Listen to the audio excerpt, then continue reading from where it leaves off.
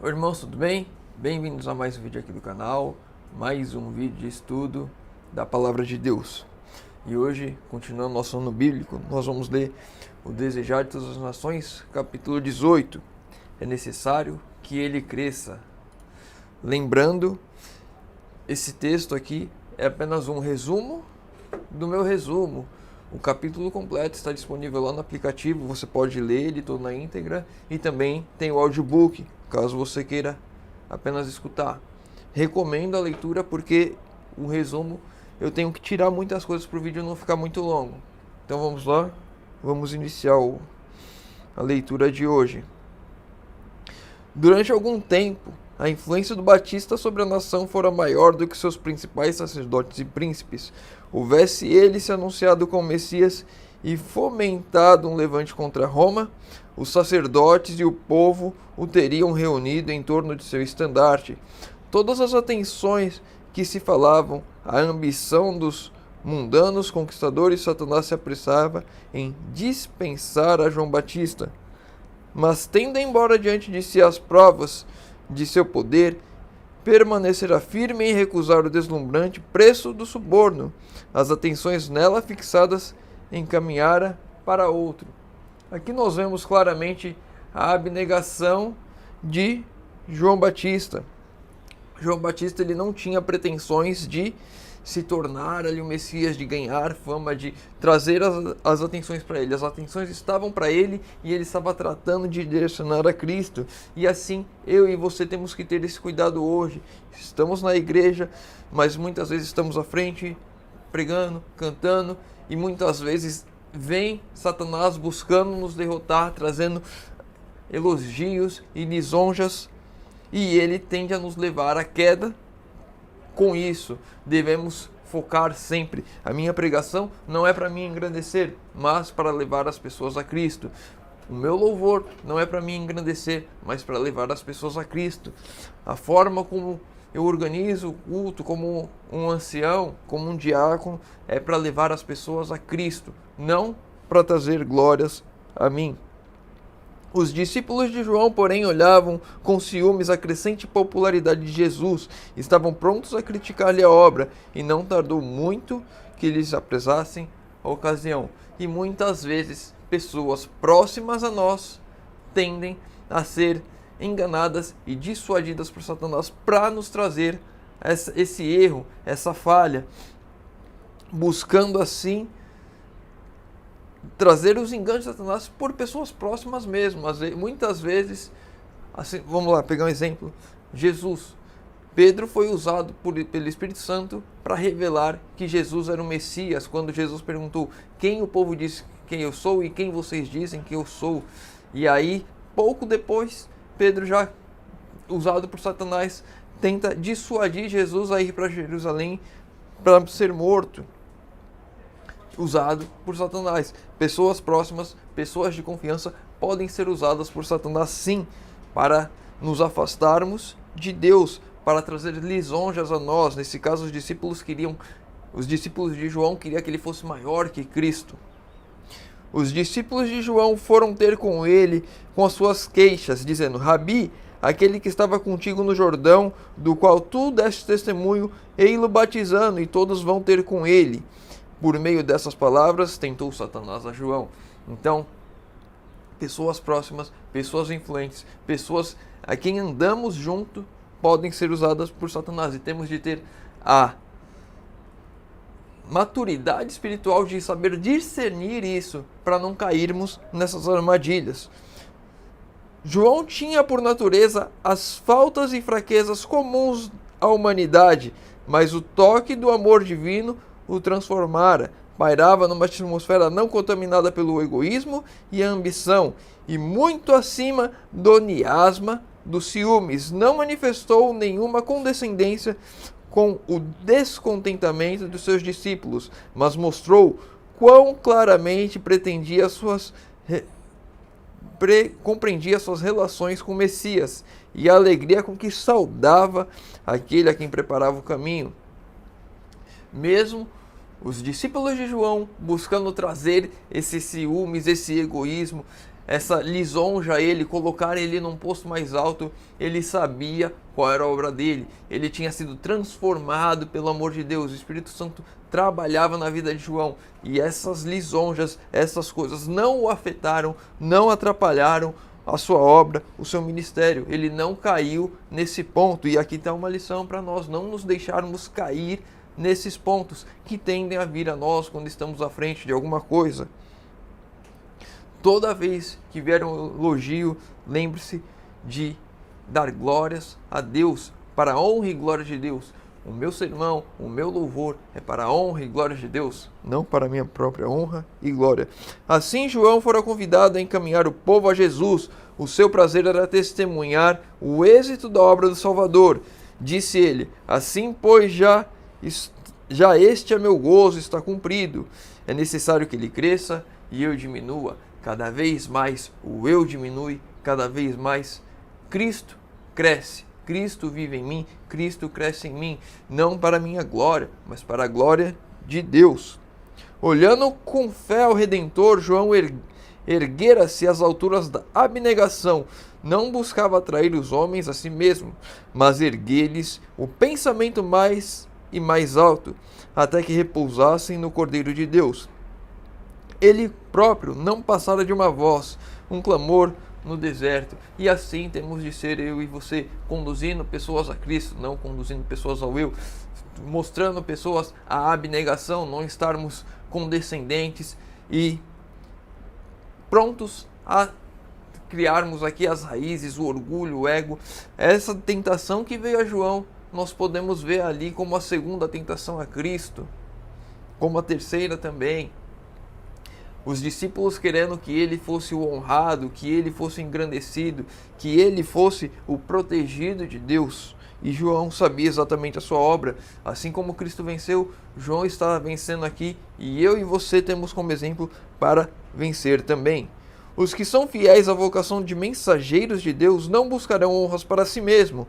O amor do próprio eu será absorvido pelo amor de Cristo. Nenhuma rivalidade manchará a preciosa causa do Evangelho. Reconhecerão que sua obra é proclamar como João Batista. E aqui entra um ponto extremamente importante, porque se você já tem algum tempo de igreja, se você não tem, que se prepare para ver essas coisas, porque há brigas dentro da igreja por egos, pessoas querendo ser maior que pessoas querendo fazer tudo do jeito delas, pessoas querendo engrandecer o eu e não a Cristo. E eu já vi em igrejas grandes pessoas brigando por causa de cargos, por causa de quem que vai pregar, quem que vai chamar para pregar, quem que vai ser o meu amigo que vai estar à frente louvando. E essas coisas acontecem e não são da vontade de Deus. Pessoas querendo engrandecer o eu e não a Deus. O coração do profeta, vazio de si mesmo, encheu-se da luz do divino. Ao testificar da glória do Salvador, suas palavras eram quase iguais às do próprio Cristo em sua entrevista com Nicodemos. Necessário um novo nascimento. Era isso que ele estava comunicando ali aos seus discípulos. Eles precisavam nascer de novo também. Eles precisavam se abnegar dessas coisas desse mundo. Eles precisavam ter humildade de reconhecer qual que era a missão deles. É a graça de Cristo que dá a vida ao ser humano. Separado de Cristo, o batismo, como qualquer outro serviço, é sem forma e sem valor. João Batista estava batizando, Jesus estava batizando, mas se o batismo não apontasse para Cristo, não fizéssemos nos olhar para Cristo, de nada servia. Era só um mergulho. Então, da mesma forma que era hoje, ainda assim é hoje. O batismo só tem significado quando estamos olhando para Cristo, quando voltamos nossos olhos para Cristo. Se olharmos para nós mesmos, não vale de nada. O êxito da obra de Cristo, recebido pelo Batista com tanta alegria, foi também anunciado às autoridades em Jerusalém. Os sacerdotes rabis haviam tido ciúmes da influência de João, ao verem o povo deixando as sinagogas e afluindo ao deserto. Mas ali estava alguém que possuía ainda maior poder de atrair multidões. Aqueles guias de Israel não estavam dispostos a dizer como João: é necessário que ele cresça e eu diminua. Ergueram-se com nova determinação de pôr termo a obra que estava afastando deles o povo. Pessoas querendo atrair pessoas para si. Os líderes religiosos queriam atrair as pessoas para si. E como nós vimos há alguns dias, queriam levá-los ao templo para extorquir, para vender as suas indulgências. A mesma coisa que nós falamos e criticamos tanto na Igreja Católica da Idade Média, aqueles rabis faziam, é apenas um erro sendo repetido, Satanás colocando seus mesmos enganos dentro da igreja. E nós vemos hoje igrejas que se dizem evangélicas fazendo a mesma coisa, vendendo indulgências, vendendo pedaço da cruz, pano santo, vassoura santa, pedaço no céu e por aí vai, vendendo a fé das pessoas, enganando pessoas. E esses líderes religiosos, eles não estão preocupados em olhar para Cristo, levar pessoas a Cristo, em tirar a glória deles e mostrar e apontar a Cristo. Estão preocupados e querendo olhar tudo para si mesmo. Desejando evitar toda ocasião de mal-entendido ou dissensão, interrompeu calmamente seus labores e retirou-se para a Galiléia. Nós, igualmente, conquanto leais à verdade, devemos procurar evitar tudo quanto possa levar à discórdia ou má compreensão, pois sempre que estas surgem, trazem resultados de perdas de alma. Quando quer que apareçam circunstâncias que ameacem a divisão, cumpre-nos seguir o exemplo de Jesus e de João Batista. Quando alguma discórdia tende a acontecer, que causa má compreensão, que vai distanciar as pessoas do Evangelho, então cabe a nós fazermos como Jesus e João Batista. Tendo o mau entendimento em vista, Jesus interrompeu os trabalhos dele ali e foi para outra região, continuar o trabalho, para que não houvesse brigas, rugas e o afastamento de pessoas da mensagem, porque uns queriam defender João Batista, outros queriam defender a Jesus, mas na verdade todos deveriam apontar para Jesus, que é o Messias. E hoje, quando uma igreja fala uma coisa, outra igreja fala outra, um grupo fala outra, causam distensões porque esquecem de olhar para Cristo. Se o meu ministério não está bom aqui e ele está apontando para Cristo, eu saio e falo em outro lugar, continuando apontando para Cristo. João fora chamado para dirigir uma obra de reforma. Em razão disso, seus discípulos corriam o risco de fixar nele a atenção, julgando que o êxito da obra dependia de seus labores, e perdendo de vista o fato de ser ele mero instrumento por meio do qual Deus havia operado. A obra de João não era todavia suficiente para lançar as bases da igreja cristã. Havendo cumprido sua missão, fazia-se necessária outra obra para que seu testemunho não poderia realizar. Seus discípulos não percebiam isso. Ao verem Cristo chegar para tomar posse da obra, enciumaram-se e ficaram descontentes. E aí o texto segue, né? Os mesmos perigos existem ainda, ou seja, os mesmos perigos que aconteceu com João pode acontecer hoje. Uma pessoa foi responsável pela organização de uma igreja, vamos dizer assim, ela foi a fundadora da igreja, a igreja começou na casa dela, e muitas pessoas acreditam que essa pessoa tem que ir até o final, mas muitas vezes agora ela precisa passar o bastão para que outra pessoa siga a obra. Assim como João estava passando o bastão para Jesus, para fazer a obra dele, uma obra que ele não poderia fazer, uma obra que ele era incapaz de fazer. Muitas vezes nós devemos passar o bastão, mas pessoas às vezes se agarram ao bastão, pessoas ao redor querem que aquela pessoa continue com o bastão à frente, querem que continue à frente, quando na verdade nós devemos compreender qual é a vontade de Deus e não ficar forçando a nossa vontade.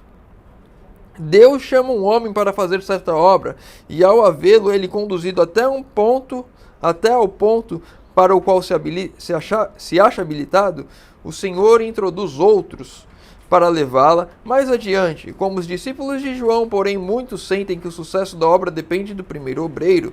Fixa-se a atenção sobre o humano em lugar de concentrar no divino.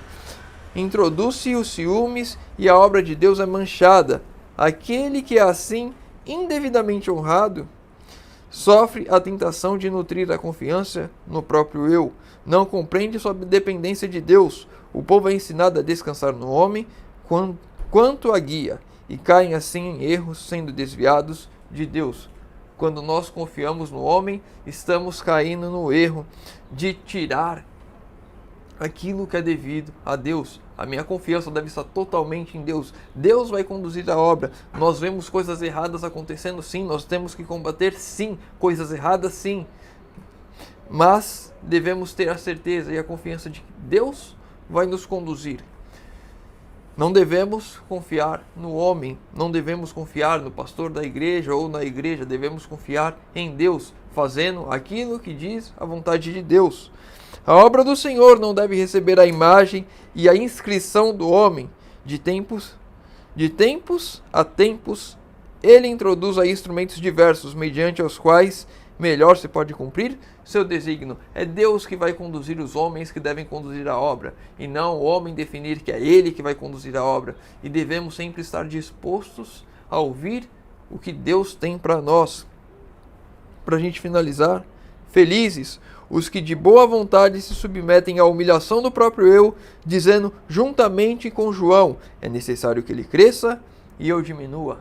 Feliz aquele que se submete à vontade de Deus. Feliz aquele que diminui o eu, que amassa, comprime, esmaga o seu ego para que Cristo viva nele.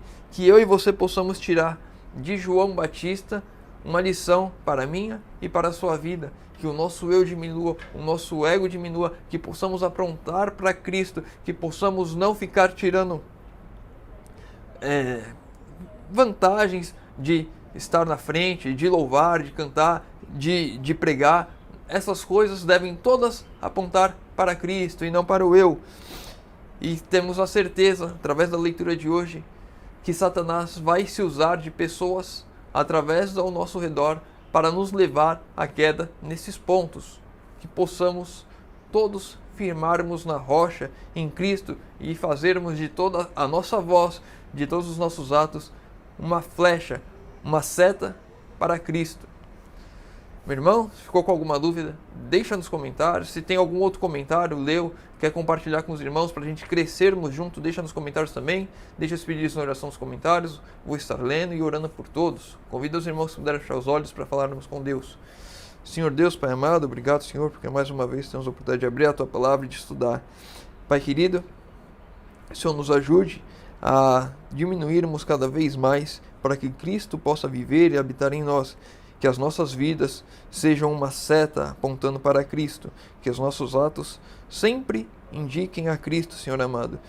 Te pedimos isso em nome de Jesus. Amém.